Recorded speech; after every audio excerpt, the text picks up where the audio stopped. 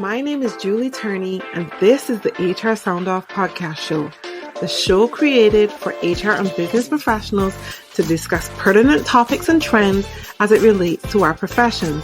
We're going to have amazing conversations with HR professionals from all over the world, get to learn their origin stories. How did they get into this profession? What do they love about being here?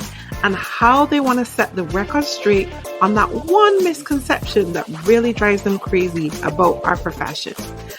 Are you ready? I'm ready. Then let's sound off. Hi, everyone, and welcome to today's episode of the HR Sound Off podcast show.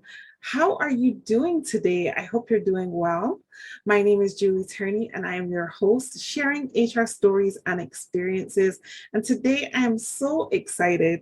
I've been waiting for a while to have this conversation with this lady, and I am so excited today that we're able to do that. So I want to welcome to the sound booth, Lilian Fung. Lilian, how are you doing? I'm doing great, Julie. Thank you so much for the opportunity. I'm so excited to be here and to meet you on the screen finally, because we've known each other for a while. Right? Yes. Tell everyone how we met. Let's see. If memory serves, we met through Twitter. It's one of those hashtag HR community call for help, I think. Mm-hmm. And a bunch of people responded to the questions you were asking. I was one of them. And then you circle back and you're like, oh, that was so helpful. And kind of stay connected since. Yeah. Yeah. Absolutely. And I always tell people, like, the power of, there are two places that I think are super powerful for HR professionals to connect. I truly believe in the power of LinkedIn, and I also believe in the power of Twitter and being able to ask questions of the HR community and get different responses. But yes, and I'm so glad that you answered, and I'm so glad we stayed connected. And I'm excited to have this conversation with you today. Yeah, thank you. Me too. You're welcome. So let's tell everyone, who is Lilian Fung, and what has your HR career looked like, and how did you get here? Who am I? I'm a mix of a lot of things. Mm-hmm. I'll try to narrow it down to, I identify myself as a Gen 1.5 Asian American female, and I define as 1.5 because I realized that even though I'm not born in the States, mm-hmm. I wasn't born in the States, I'm not really fully just a Gen 1 Asian or first generation, because I grew up here. Right. The US culture and everything here is all that I know. Mm-hmm. And I believe that dual or multicultural experience actually add a lot of value in me being an HR professional, because I'm able to see from a variety of perspective when I'm looking at a situation and find different ways, creative ways to resolve certain problems or really people conflict, right? Being able to have that perspective of how's this person feeling versus, what someone think they're feeling and going through. Mm-hmm. Awesome. And were you the kind of person that chose HR, or did HR choose you? I chose HR. All right. So how did that happen? So this is over a decade ago. Mm-hmm. So one of the things growing up Asian is that parents tend to push you to pursue a more, I would say, strenuous academic route. So it's, when are you going to get your bachelor? When are you getting your MBA? When are you getting your PhD? And I remember talking to my parents at one point after I got my undergrad that I'm going to pursue my MBA at some point. And I would say it was about maybe 4 years after I graduated college. My parents kept coming back and asked me that same question. When are you going to get your MBA? When are you going to get an MBA? And I'm thinking to myself, I have to do something with this degree. And I took a step back and really take stock of my skill sets and what I was really good at. And it came down to project management because I like the process, the journey of making something happen, and also just organizing and planning things. Yeah. And I was really good at that. And the other aspect was maybe HR, because I'm really good with working with people. I'm able to really read people very well. I'm able to communicate in a way where even in a difficult subject, people understand not so much where I'm coming from, but that I understand where they're coming from. So I was told that I'm really good at building rapport very quickly. Okay. So it's really come down to those two avenues. Right. And I chose to pursue HR. And being this was over a decade ago, HR degree on its own wasn't really a thing. Right. So it was an MBA with an HR focus. Right. So I made my parents happy, and I get to pursue something that I was very interested in. Right. Which is somewhat unusual, right? Because I mean, when we are usually doing things that our parents are pushing us towards, and this is a conversation that I've had with quite a few people, especially people who became doctors. They became doctors because that's the career their parents wanted them to be in. Yes. And so you kind of think about, well, now that I've got this doctorate, what am I going to do with it? To realize I don't even want to be a doctor. I got it from my parents. Did you feel that kind of way with getting your MBA? I would say because I made that conscious decision to choose to focus in HR while I was pursuing the MBA, I didn't. Okay. Yes. But while I was an undergrad, I definitely did, because I started my college career as pre-med bio major. And I was on track to become a doctor. I didn't know specifically what I wanted to do being a doctor. Yes. But that was the goal. Yeah. I know it's one of those things that you kind of struggle with when you get to that stage. Like, am I doing this for my parents, or am I doing this for me? But I'm glad that you were able to, figure that out and navigate your career to where you wanted it to go. So I gotta ask you, like, what are you doing now? Where has your career led you to now? So what is your position? How long have you been in it? I am currently an HR manager at a startup fintech, and I've been in this position for about a year now. And I've actually also been pursuing leadership coaching. I've actually been coaching mainly in cohort groups for, coming up almost a year. Nice. Maybe a month shy of a year. But I find myself not talking about it as much. Well, here we go. The focus has really been on HR. But I do bring coaching tools and whatnot into the company that I'm working at right now. Really just to, one of my goals was to help the managers be more equipped in how they interact with their direct reports, and really hone in on the relationship building, not just relationship management aspect. And that's really cool, because I think for a lot of us as HR professionals, developing that coaching mindset versus that teaching mindset of just showing people what to do. Whereas coaching, you're giving people the tools so that they can do it for themselves and develop and grow themselves, I think is a shift that a lot of us in the HR space are trying to make now, because many people have come from that space of, look, you don't know what you're doing. Let me tell you, this is how you do it. Exactly. Versus, what do you think? And what do you think you should do? How do you think you should do it? Which is now more coaching style. What are your thoughts on that? Definitely. And I think that many companies are it's still so fresh. I think bringing it into a company or workplace setting, because the way that I see it is traditionally work is very fast paced, not so much in a way that is always really efficient and productive, but it's you have a problem now, you have to figure out how to solve it. So it has been a very reactive process in my opinion, based on what I've observed, right, especially from the seat of HR. Yeah.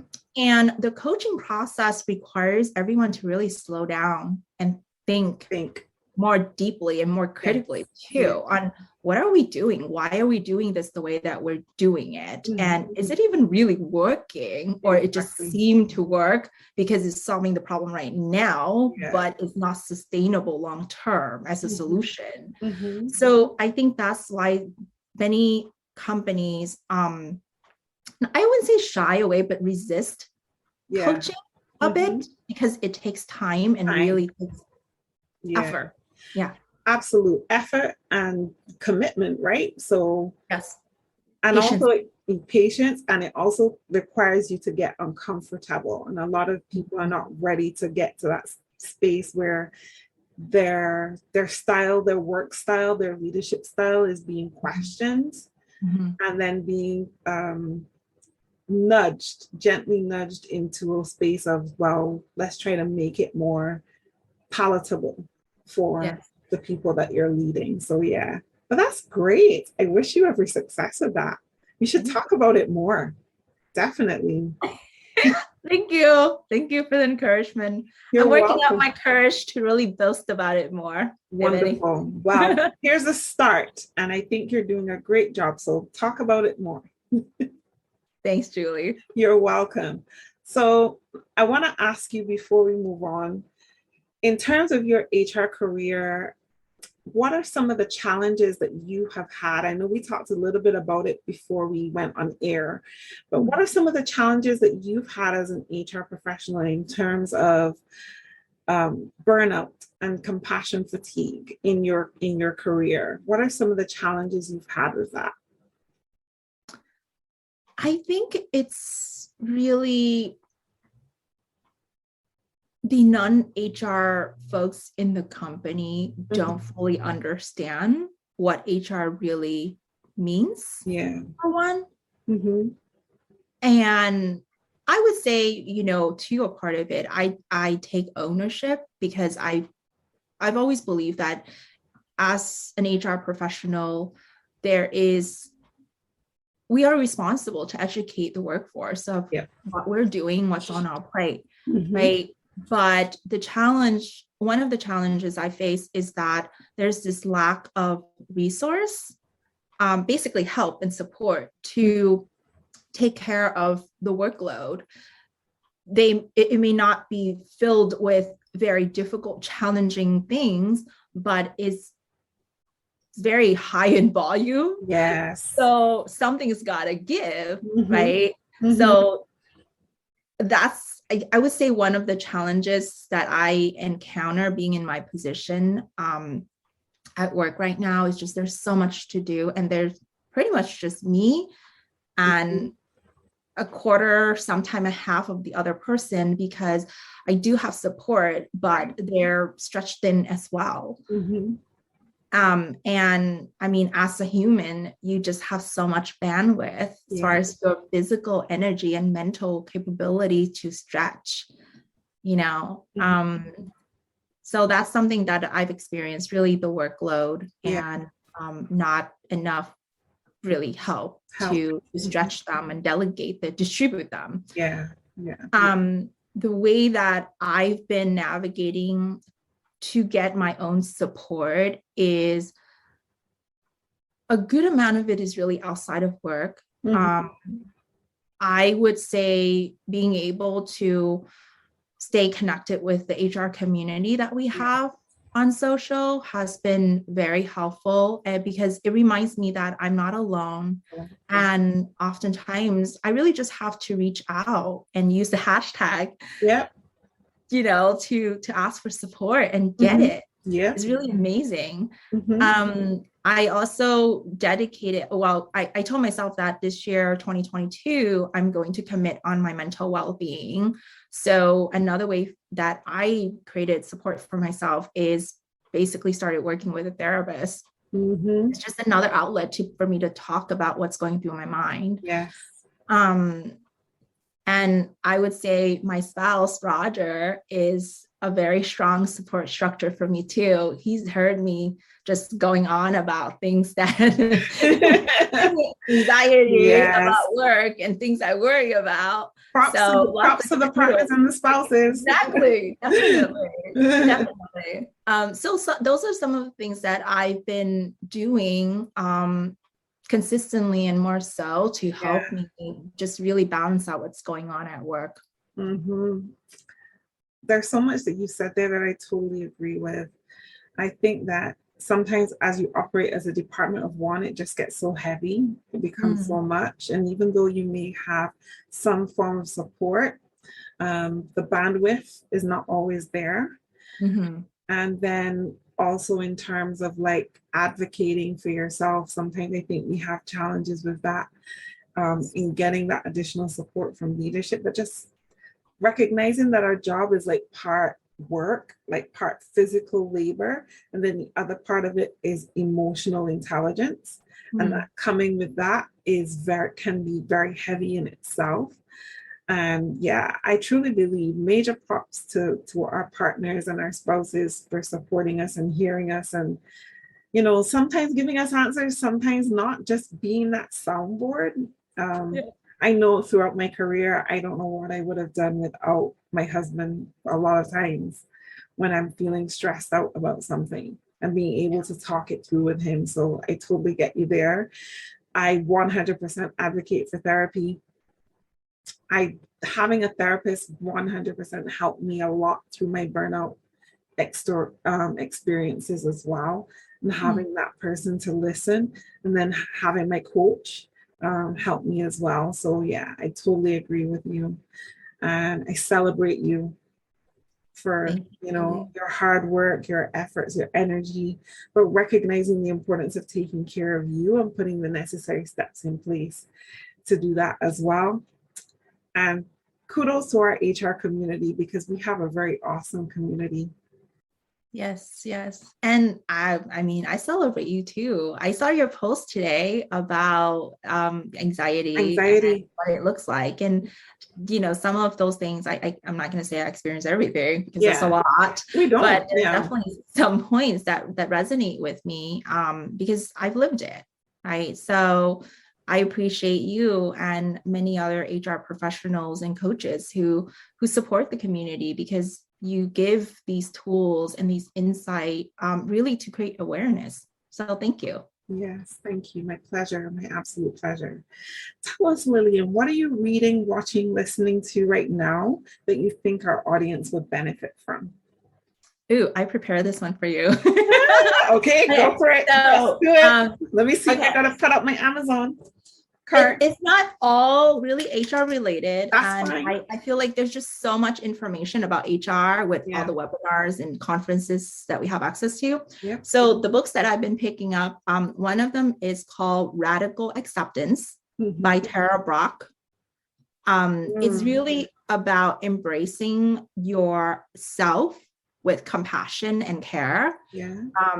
And there's a bunch of really cool takeaways and golden nuggets of knowledge in here. I really enjoy this book. I'm halfway through.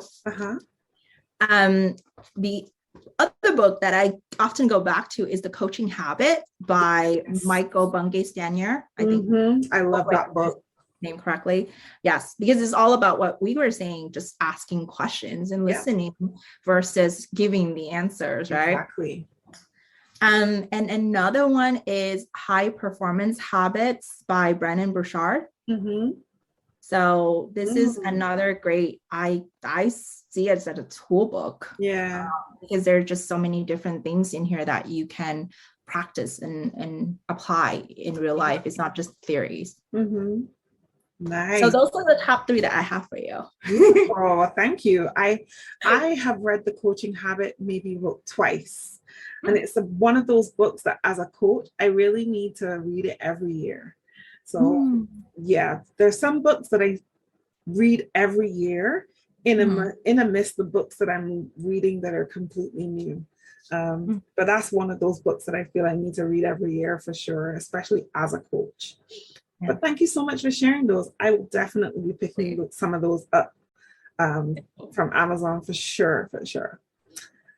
Last, I want to ask you if you could give your younger self now entering the HR space advice. What advice would you give to yourself? I would say take it slow. Like I would tell myself, my younger self, that you don't have to rush through everything. You don't have to overextend yourself to learn everything about HR all at once, because the field is just so vast. Mm-hmm. Most people think, oh, HR, you hire and you fire people. And that's still the perception to this day. Yeah. But there's benefits, there's employee experience, there's culture development, there's coaching now, right? Yeah. Especially now, there's mental well-being and so on. So there's just so much in HR that, just take it slow and absorb, create your opportunity to really learn about areas of interest and really just go from there. Definitely reach out and connect with other HR pros. You don't have to be like a tenured professional in HR to be part of the community. Yeah. You can be someone who is fresh out of college or wherever, at the stage of life you're in, starting out in HR, maybe just be a part of it and be involved. Mm-hmm. Don't just like sign up and be a member, but really be an active contributor in the community. Oh, I love that. That's great advice, especially about building your community, because I find some of us wait a long time before we start to build our community, but the earlier you can do that, the better for sure. And taking it slow. I love that. That. Take it all in, take it slow. Beautiful. The big question, Lilian, what's the biggest misconception about HR that really bothers you that you want to set the record straight on right here, right now? This question gave me so much to think about, Julie, because there's so much. I know. That, the perception that people have about what HR is. Yes. And what HR really is and what we do when we're in the seat. One thing that I would say show up as I'm reading this, and I keep coming back to it, even though there are just a million other thoughts happening, I would say is that it's not HR's responsibility to address people conflict.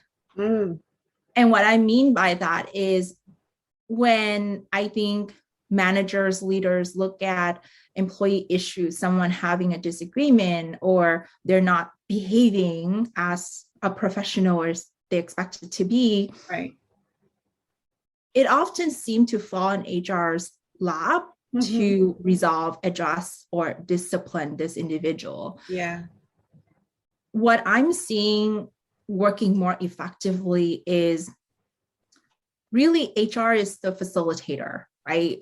A resource to help managers have the tool, the support that they need to create and develop these relationships with their people. And that's really how you develop and build trust. It's not HR's responsibility to mend the broken interaction or engagement. Right. So I would say the misconception is, oh, HR can fix it. No, you go to HR to get the support and help when you feel that basically you need to be prepared to engage in a relationship, right? At the start of how to develop it, not just like when it's already deteriorating. That is a really good one. Here's why, because like you said, I think so many organizations and leaders in organizations truly do feel that HR is the school nurse. You could just go to the school nurse and get the Band-Aid and, take a lie down and it'll be okay. And you feel that as leaders in organizations, when there is conflict, go see the school nurse, go to HR, figure this out. I don't want to deal with that, Mm-hmm. I totally get that. But no, that's not the answer. We're just there to provide the support and give you the tools to help you deal with it. And a lot of times, because too, we're not working with those people exactly on a day-to-day basis, but you are. So you need to know your people and be able to handle those issues. What do you do when your kids disagree? If you have children, if you're a parent, do you send them off to your parents and say, deal with them? No. You deal with them, right? Right. Yeah. So same principles apply. Deal with your kids. Definitely. Is that relationships, I don't have any contacts of what happened. I cannot speak to it, even though you think I can just wave a magic wand and it will be resolved. That's not the reality or the case. Definitely not. Yeah. We are not Tinkerbell. And you are not Peter Pan. No. Be cool to fly though. I know, right? Something I always wanted to do. Awesome. Oh my goodness. This was a great conversation. But with that, Lilian Fung, you have survived your time in the sound booth today. I want to thank you so much for your time, your knowledge, your energy, your warmth. This was really a great conversation.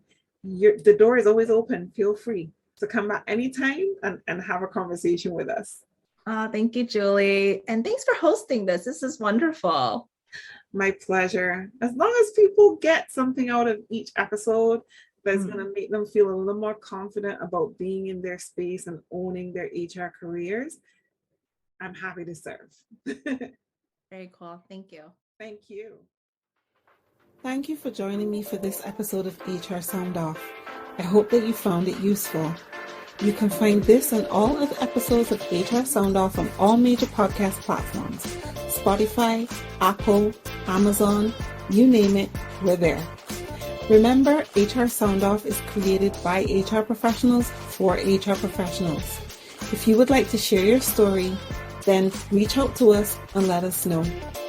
Make sure to hit the notification bell and subscribe to HR Sound Off on YouTube as well as Podbean. And we'll see you again when we next sound off.